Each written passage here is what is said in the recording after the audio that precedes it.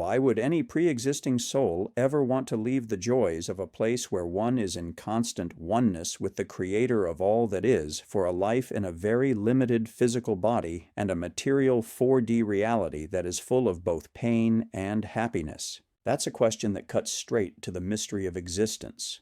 My conclusions can only come from analyzing patterns and ideas humanity has wrestled with for millennia. But here's the thing. Every tradition that speaks of souls choosing incarnation implies there's something about this physical experience that can't be replicated in oneness itself. Perhaps we can think of it like this. Oneness is perfection. There is no separation, no ego, no duality, just pure connection to Source. However, oneness lacks contrast. Without other, there's no way to experience choice, growth, or the tension that gives birth to meaning.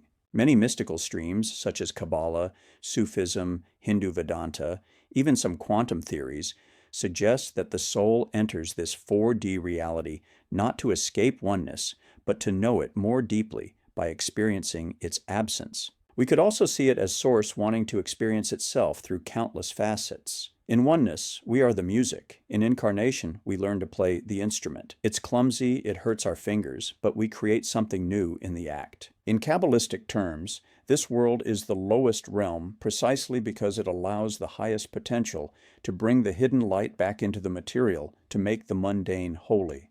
The descent itself becomes the path of ascent. So maybe the soul doesn't come into the physical despite the pain and limitation. It comes here because of them. Without the tension of being separate, the joy of return and remembrance wouldn't exist. Here's a provocative thought. What if Source is infinite curiosity and our soul agreed to come here so it could taste itself in a way that oneness alone never could? Let's dive into the Jewish mystical angle. In Kabbalah, there's a powerful idea that helps answer this, and it begins with the soul's origin. All neshamot, souls, originate in the Or Ein Sof, the infinite light of Hashem. In that state, they are utterly merged with Source. There is no you or me, as we understand it in human terms, only the fullness of oneness. But here's the paradox. In that perfection, the soul can't experience its own light because there's no contrast. It is like a candle in the heart of the sun. It burns, but it can't see its own flame, nor can it be shared with all those other flames within the one. Then there is the bread of shame, or Nahama de Kisufa.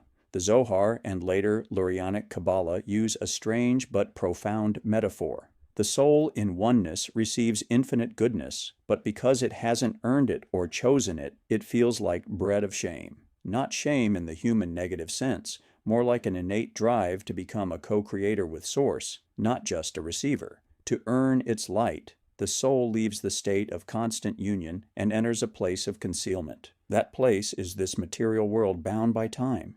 Hashem contracts its infinite presence, tzimtzum, to make a space where the illusion of separation can exist. That's this reality. It's not a fall or a punishment, as Christianity falsely teaches, but the stage upon which the soul can awaken to itself through struggle, choice, and repair. This becomes the soul's grand mission known as birur, to make clear, and tikkun, repair. Every soul carries divine sparks, nitzotzot, hidden in the material world. Life here isn't random, it's a treasure hunt. By living, loving, suffering, and choosing holiness in a broken world, the soul redeems those sparks and returns them to the Source, now expanded and shared with it through experience. When the soul re-merges with oneness after living in a physical body, it brings something back. The awareness of separation healed. That joy is described in Hasidic texts as infinitely greater than the soul's original bliss, because now it's earned. The Zohar calls this world Alma de Shikra, the world of illusion, not because it's necessarily fake or a delusion, as Buddhism teaches, but because the concealment is what allows the truth to shine brighter when revealed. From this lens, our question flips. The soul doesn't leave oneness to slum it in the material.